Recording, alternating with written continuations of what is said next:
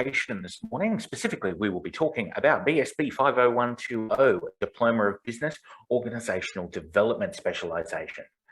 My name is Tim Stalker. I'm one of the course advisors here at Let Training. Joining me today, I have one of our trainers, Ray McCall. Ray, thank you for joining us. Thank you for having me, Tim. Appreciate the opportunity. So, Ray, just before we get started, for potentially people who haven't had dealings with you in the past, what sort of a background did you have before you were one of our trainers here at Let Training? Yeah, sure. Quite extensive over a 30-odd year period, in a range of industries in both for-profit and not-for-profit sectors, and in both revenue-generating profit centres as well as corporate, what I call corporate support services. The range of industries, predominantly hospitality, with focus on hotels, hotel chains and casinos, educational management in terms of establishing a joint venture project internationally, also experience in facility services, and more recently in the area of community services as well. So quite broad spectrum from a business point of view. Fantastic. So just before we get started, a couple of points of housekeeping. If you're in the chat, feel free to ask questions at any stage during the orientation. If the question does need a little bit more of an in-depth answer, though, one of our course advisors who are monitoring the chat might ask you for your contact details, and we will get in touch with you after the orientation has finished. We will also pause the orientation at several intervals, so participants do have an opportunity to ask questions throughout the orientation this morning. As I said, today we are looking at the Diploma of Business Organisational Development. This is a nationally recognised course. It is a level 5 course under the Australian Qualifications Framework. And Ray, when we talk about organisational development, this is a very unique specialisation of the Diploma of Business course as a whole, correct? That's correct. And it certainly takes that whole of organisation focus, as is referenced in the title. Essentially, organisational development is very closely related to organisational change, and it's really about developing and continuously improving an organisation's capability to address the changes in its external business environment, as it were. So it's making sure that organisation capability is always appropriately aligned with its business strategy, structure, people, rewards, management processes, and metrics. So that inclusiveness from a business perspective. But again, it's essentially enabling sustained organisational development, sustained organisational performance through involvement of people. Fantastic.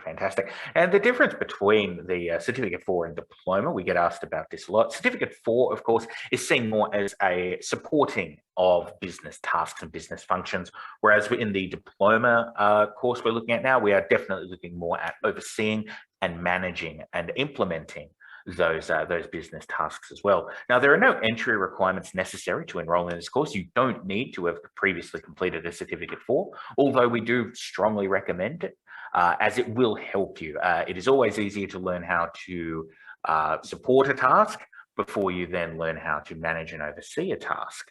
After completing the Diploma of Business, you can also then move on to the Advanced Diploma of Business, or you could potentially also look at one of our other advanced diplomas, specifically the Advanced Diploma of Leadership and Management. Completion of this particular diploma course will give you the entry requirements to enroll in that particular course as well. We have here a list of some potential career outcomes by completing this particular course, but Ray, by no means these are the only career outcomes. In a course such as this, what are some other areas people might find themselves in once they've completed it? Correct. I again, given the nature of what I talked about before in terms of the nature and scope of OD, it's certainly the remit of anyone as an HR manager or an HR director, and certainly anyone working in a career in learning and development, learning and organisational development. So I think the specialisation itself very much aligns with those career options. Fantastic. Now, this particular course is also potentially can be completed as part of one of our dual course packages. Ray, one of the regular ones we get asked a lot about if people are completing business organizational development is leadership and management. Now, would you say that's a good one? And are there any other potential courses that training provides you think would make a good course package? Certainly the leadership and management, because again, as I referred to in defining OD, it's all about involving people, and leadership and development, leadership and management, sorry, is very much pitched at negotiating, influencing people, as it were, which is the requirements in this area. The other qualification, again, aligned with the career outcome that I just mentioned, would be the diploma in human resources management, because OD is typically a strategic HR function. Fantastic. And of course, if you do have any questions about those dual course packages, feel free to talk to one of our course advisors or send us an email. We'll always be happy to help out there. We'll now move on to the course outline. Now, as we see, this is a nationally recognised qualification. You will receive 12 months to complete this course, and we've broken the course down here into 12 separate skills. As we see here, some are listed as functional skills and others listed as professional skills. Now, Ray, one of the questions I get asked a lot about is in those professional skills. And when we're looking at organisational development, people look at some of these particular skills. Manage meetings is one, the WHS one there, safe workplace. And they say, look, if someone else is doing these, if I've got admin people or if I've got WHS people overseeing these particular functions, do I really need to know how to do them in my particular area? What would you say to that? Look, absolutely, irrespective of support staff that you may have working with you. If I zero in on WHS, anyone with any semblance of understanding of the WHS legislation in place in this country knows the immediate direct personal liability that attaches to WHS management, and particularly the higher you go in an organisation, particularly if we're talking about people who are deemed officers under the legislation, that liability these days extends through to the likes of occupational manslaughter. And so therefore an operational applied understanding of WHS, and this particular unit focuses on a WHS management system in a work area, is critical. Same thing in terms of meetings. The very nature of what OD is all about is communication. When we talk about organisational change, a key underpinning requirement is communication with any and all stakeholders. So to be able to facilitate formal meetings with upwards boards through to town hall meetings, all of staff is critical in this domain. So again, those subjects speak for themselves. And if I zero in on the other ones there that you've got asterisks, OC, organisational change, is a bed partner with organisational development, so it's integral. The nature of working with people, EI, is crucial. And I alluded to the fact before that organisational development is all about continuous improvement in organisational capability development. So all of those items listed there essentially are non-negotiable as critical skills. Fantastic, fantastic. Now, Ray did actually point out those 3 units there that have been highlighted with an asterisk. Now, those 3 units are unique to the Diploma of Business Organisational Development course that we're offering. These aren't included in the other business specialisation we offer, which is Diploma of Business Administration. These are unique to this particular course. If you were looking for more admin-focused courses, feel free to talk to us. That was for the Diploma of Business Operations, and the course advisors would be happy to help you out with that as well. Also, we offer the Diploma of Business General, and that combines both skills from the operations course or the admin focused course, as well as the organisational development focused course. All 12 of these skills or units must be completed in order to obtain the qualification, but if you finish your 12-month enrolment term and you decide you don't wish to have an extension and you've completed a minimum of 1 unit, you would be able to receive a statement of attainment. So you are not walking away with nothing. Even minimum completion of 1 unit, you will receive a statement at the end of your course.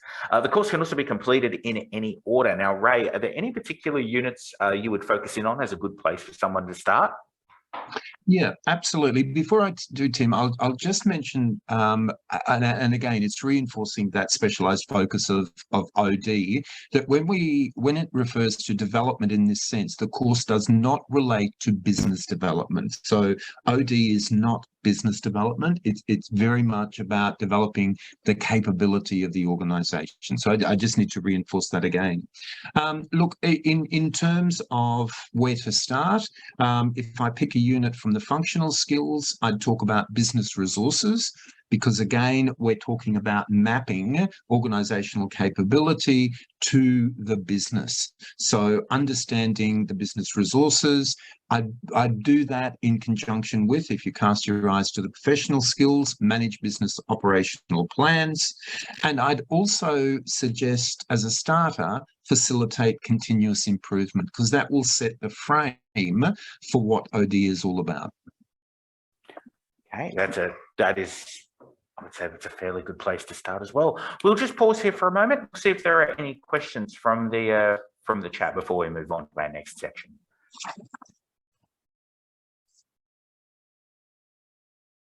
Okay, that doesn't appear to be at this point. So we'll move on to our next section, and our next section concerns the learning facilitation model. Now, as we've previously said, this is a 100% online course, which means once you've got your login details, you can log into your learning portal anywhere, so long as you have a computer and reliable internet access.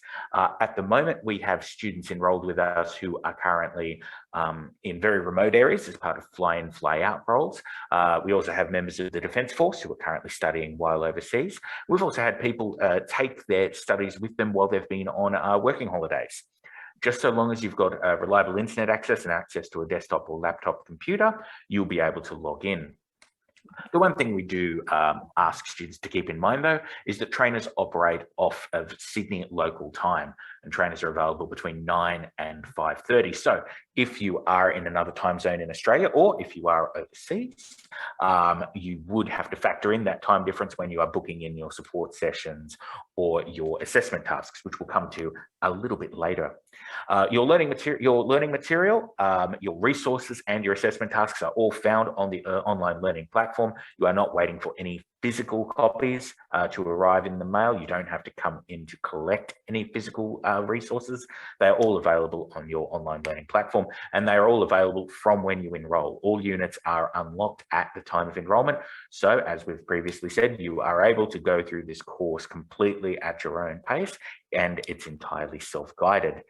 One other aspect that we add to the course is webinars. Now, these are supplements to the resource material that we provide. Ray, you've been dealing with a lot of our webinars. What are some of the ones that you've recently completed that relate to the organisational development course? Yeah, absolutely.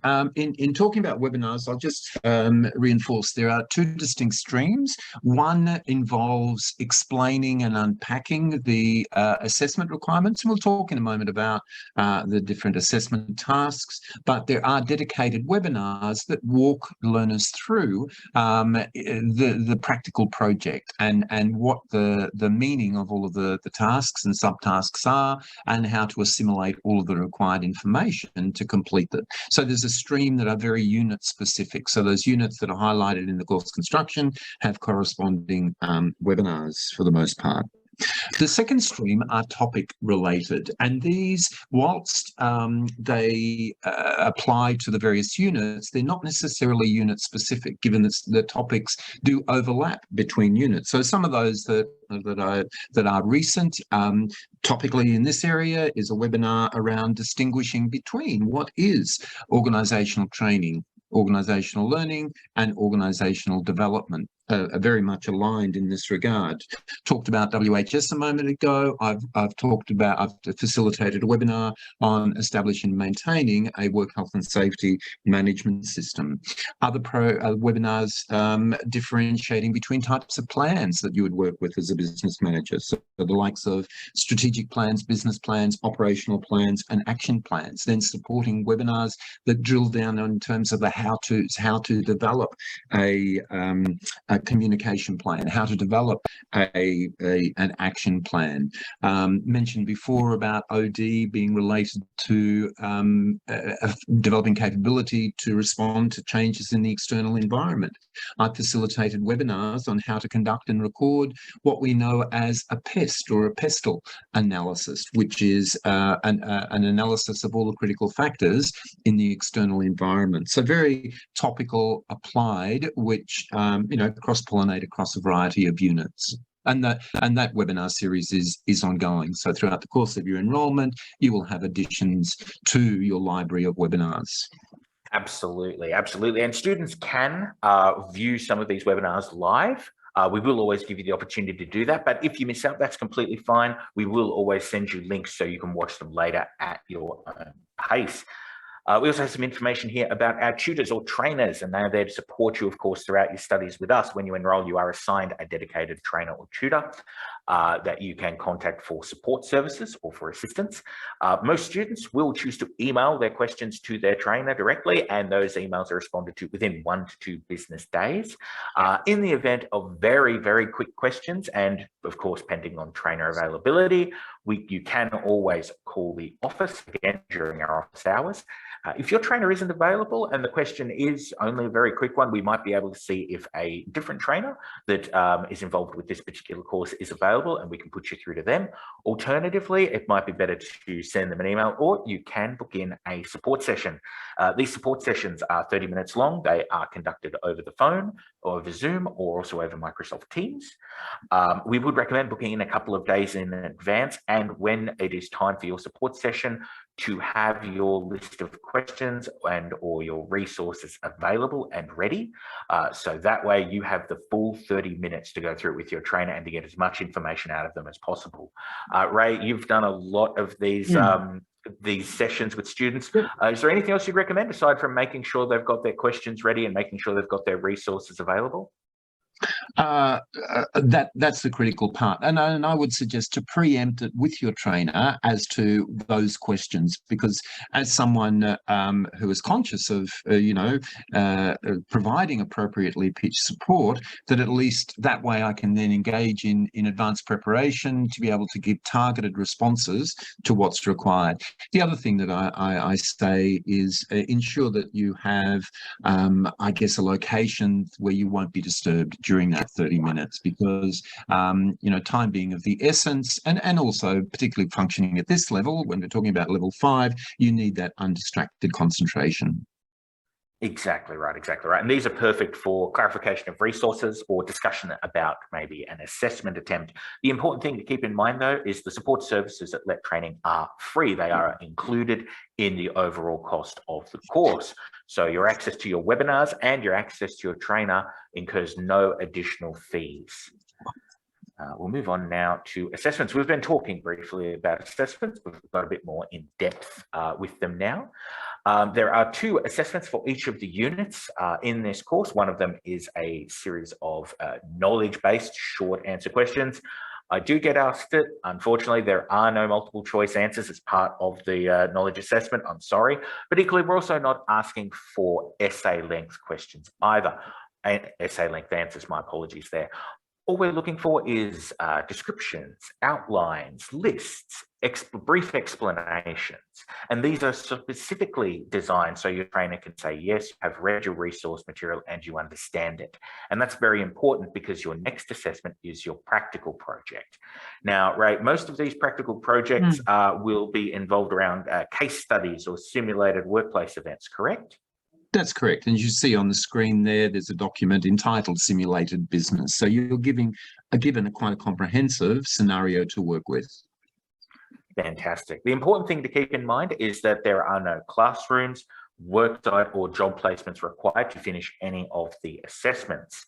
They are marked on a simple competent or not yet competent scale, but if you're considered not yet competent, that's completely fine. You do get multiple attempts, starting with 3 attempts.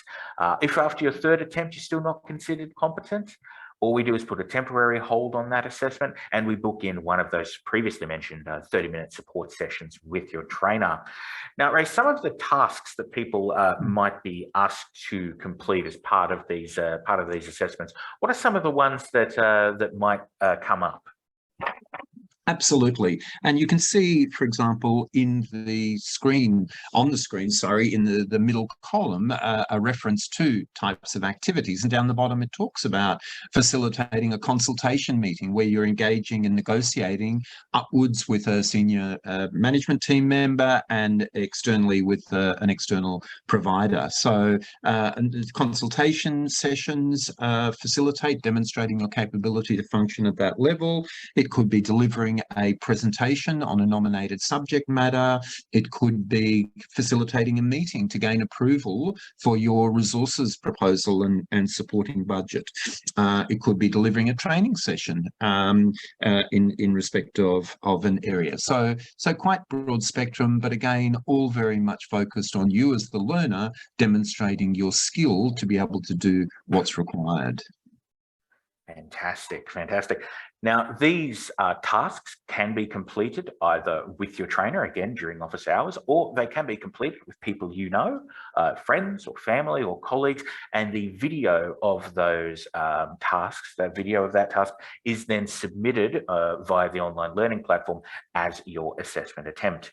Now, one question I get asked quite a bit, especially at diploma level, is with prior work history. Students who have enrolled in these courses with prior work history, asking if they can use those examples in place of the case studies and simulated workplace events that we offer. And the answer to that is no. And the reason for that is because we have to factor in that people are going to be enrolling in this course who have prior experience, and people are also going to be enrolling in this course who don't have prior experience. And what we need to do as a training provider is make sure everyone is marked at exactly the same criteria and exactly the same level. And so what we do is we provide everyone right across the board with exactly the same case studies and simulated workplace events, and the assessments are completed based on them. It's just a simple way we have to keep everything fair for all students, regardless of their previous experience. I'm just going to take another moment here to pause, and we'll see if there are any questions coming through on chat that we can help with at the moment.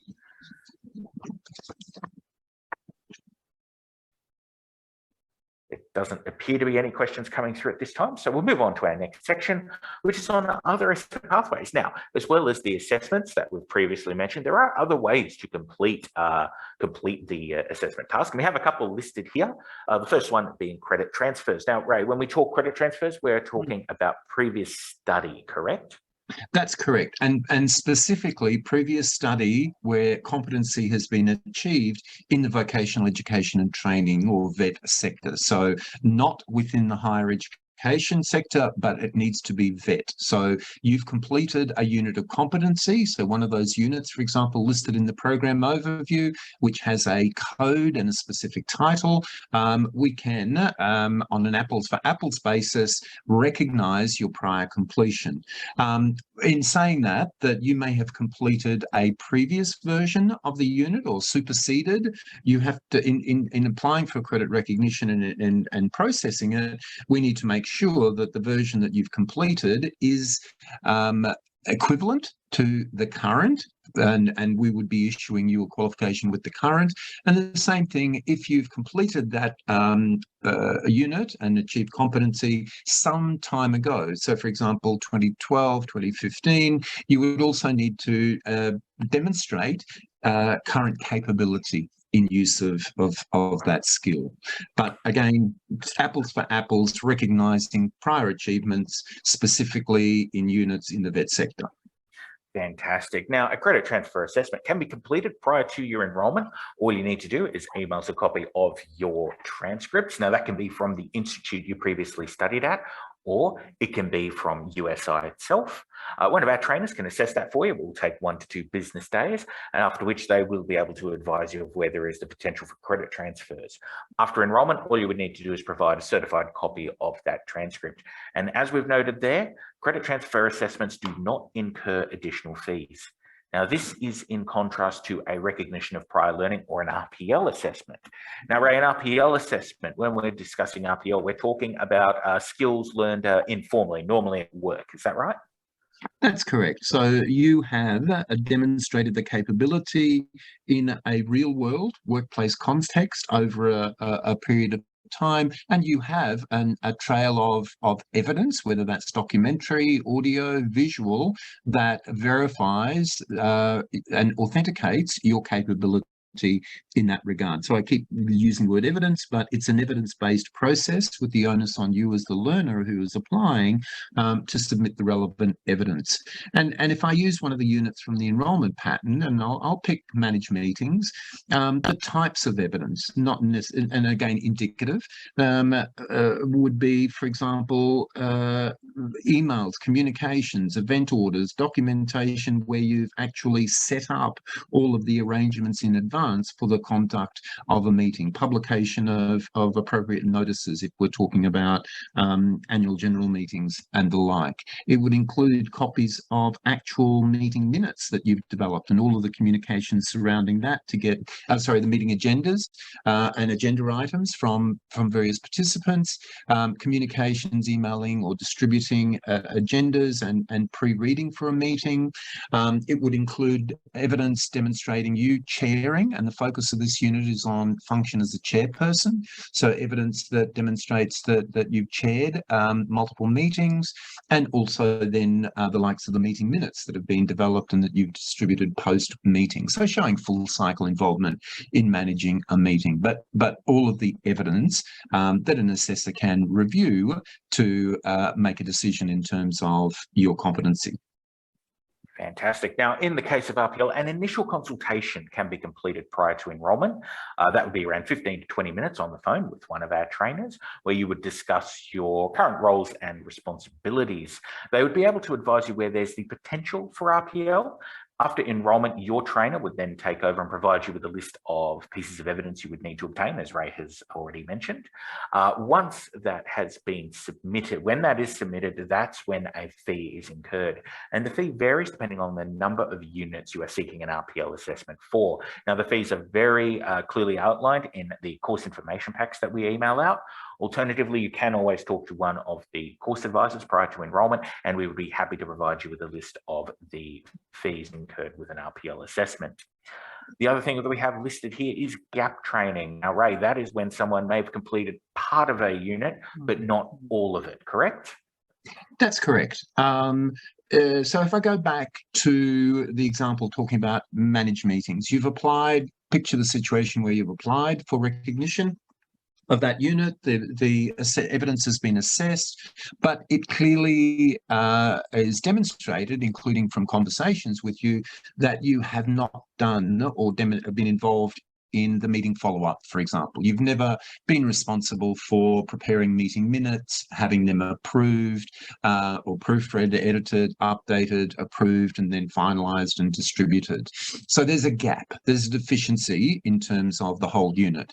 In that situation, we organise what's referred to as partial RPL. We partially recognise your capabilities in the other areas. We then set and provide you with gap training and assessment materials so that you have the opportunity to address that identified discrepancy or gap. So you complete additional assessment tasks, and with the combination of that gap assessment and your partial RPL, you achieve a competency outcome for the unit.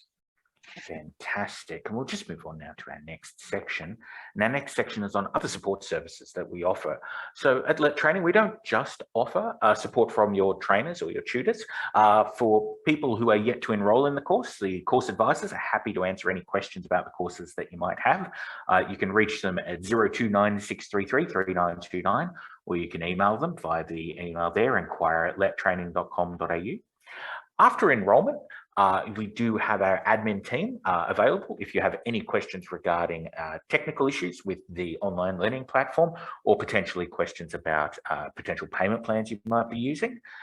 We also offer a series of Facebook groups for peer support for our students. These groups are on Facebook, and they are divided up into Certificate 4, Diploma and Advanced Diploma level students. We'll just move on now to our next section, which is on enrolment. So if you are ready to enroll in the course, that's fantastic. There are a couple of ways by which you can do that. The method most people use is to go on our website and follow the link there. You can see it there, the Enroll Now link under the nationally recognised training logo, and that will take you to the enrolment page on our website. A couple of pages of information you need to fill in, and it shouldn't take you more than 5 minutes to submit your enrolment via the website. Now, alternatively, you can enroll via an enrolment form. Enrolment forms are included with all course information packs that the course advisors send out. All you need to do is fill out that form. You don't even need to print it out. You can complete it on your computer and email it back to us via the email address there, enquire@lettraining.com.au. Of course, if you do need support or assistance, you can always reach us by phone, 0296333929. Regardless of the method that you choose to enroll, whether it's online or whether it's with an enrolment form, your enrolment will be processed within 1 business day, and you will receive your login details by email before close of business the following day. Move on now to the next section here, and it's on payment plans. Now, if you do choose to enrol, you would potentially like to use one of our payment plans. Like all of our other courses, the Diploma of Business Organisational Development does have several plans that you can use. You, for example, could choose to pay 50% upfront and then the remaining amount in 30 or 60 days. Alternatively, you could choose to nominate a monthly, fortnightly, or weekly payment plan. These payment plans all have an upfront fee that is taken at enrolment, and then the remainder of the course fees are paid off in installments. They are done automatically. Important thing to note is that these do incur additional admin fees. Now, the admin fees are very clearly outlined both in our course information packs as well as on the enrolment form and the enrolment page on our website. But if you do have any questions, don't hesitate to get in touch with us. We will be happy to help you out with that. In the event that you potentially would like to customize a plan, so maybe you would like to pay a little bit more upfront, and then the remainder of your, or maybe even you would like your installments a little bit more each time, so you pay the course off a little bit quicker. That's no problem. Again, get in contact with the course advisors, and we'll have a talk with the admin team and see if we can create a customized plan for you. The important thing to note, though, is that for all of our payment plans, there is an upfront fee that is incurred. Unfortunately, we cannot change that. There is a fee that will be taken at enrolment.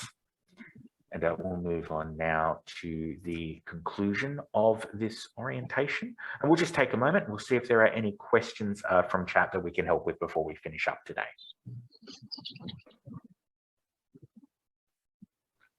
There doesn't appear to be any questions coming in at this point in time. So with that in mind, we will begin to wrap up this orientation. Now, if you do have any questions after viewing this orientation, please don't hesitate to contact us. You can email the course advisors via that email address there. Again, enquire@lettraining.com.au, or you can always reach us by phone, 0296333929. You can also ask your questions on Facebook at Let Training 1.